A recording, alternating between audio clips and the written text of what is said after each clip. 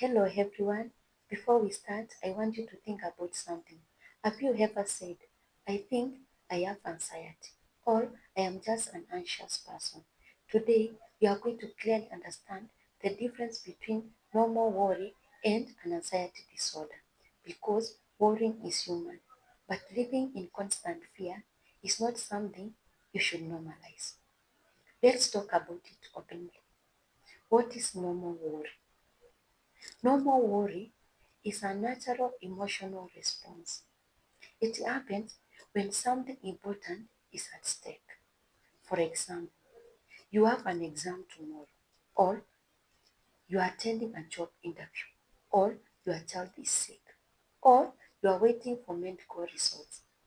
Your body reacts, your heart beats faster, you feel restless, you think about possible outcome. That is your brain preparing you. And here is the key. Once the situation passes, the worry reduces. For example, a child on the first day of school may cry. They feel scared because the environment is new. But after a few days or weeks, they adjust. That is normal developmental anxiety. It serves a purpose. It protects, it motivates, and it fades. What is an anxiety disorder? Now, this is where things change. An anxiety disorder is not just worrying too much.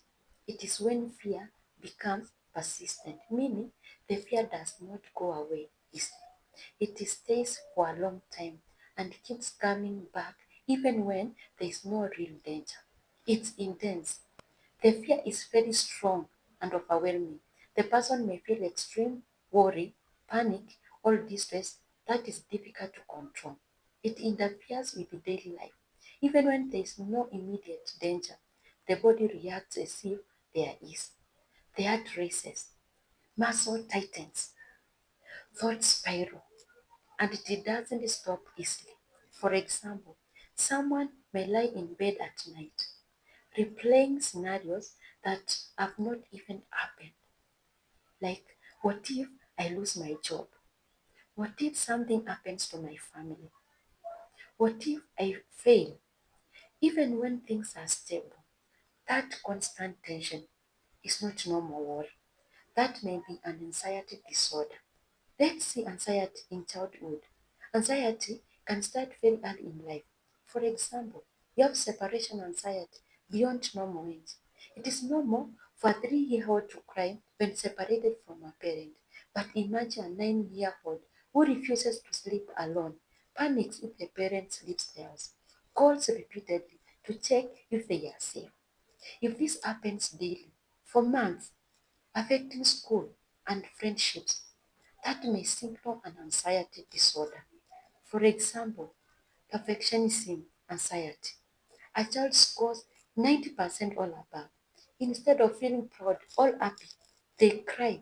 They say, I'm not good enough. You'll be disappointed in me. They constantly seek reassurance.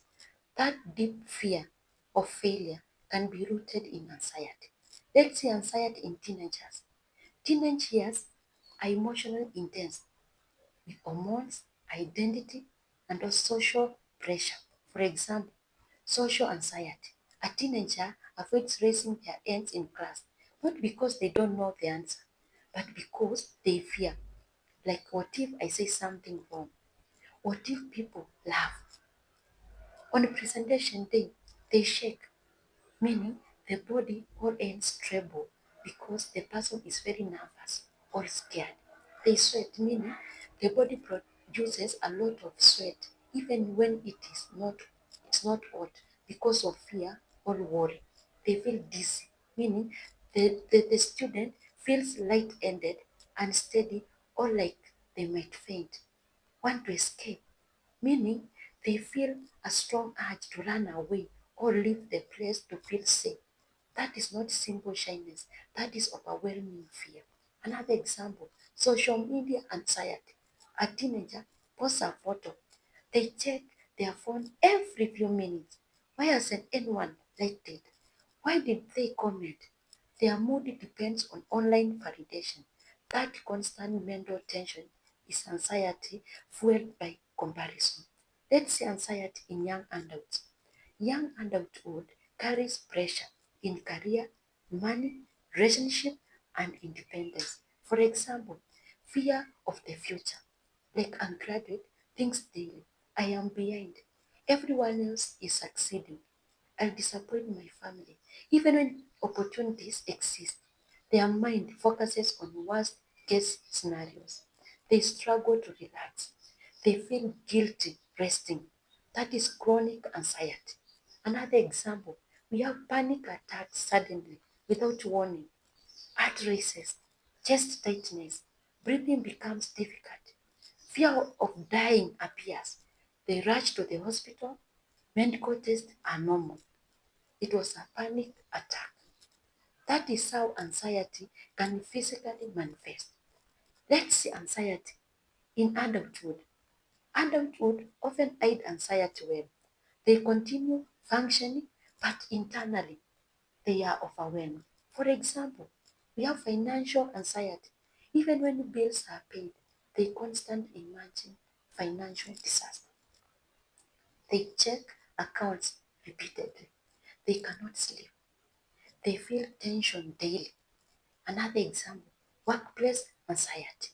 An employee receives neutral feedback, but their mind says, my boss hates me. I will lose my job. I am not good enough.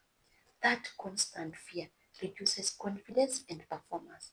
Let's see the clear difference between normal worry and anxiety disorder. Normal worry is temporary. This means the worry does not last for a long time. It comes for a short period and then goes away after the situation is over. For example, feeling worried before an exam, but the worry reduces after finishing the exam. It is situation based, meaning the worry happens because of specific event or situation. When the situation ends, the worry usually stops.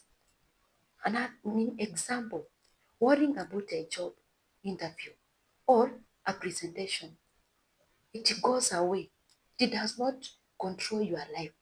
Like in anxiety disorder, it's persistent, intense, hard to control, affects sleep, work, school, causes avoidance. If fear is controlling your daily life, that is your sign.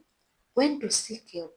Seek help if anxiety lasts for weeks or months, or you avoid normal activities. When it is affecting your sleep, when you experience panic attacks, or your relationships are suffering. Therapy helps in teaching emotional regulation, challenging irrational thoughts, reducing physical symptoms, building coping skills. Remember, anxiety is treatable. You are not weak. You are not traumatic. You are not broken. Worrying sometimes is human, but living in constant fear is exhausting. If you recognized yourself or your child or someone you love, please don't ignore it. Anxiety is manageable. Help is available. Peace is possible. Take care of your mind. I'll see you in the next video. And in case you need any professional help, please contact me. Thank you.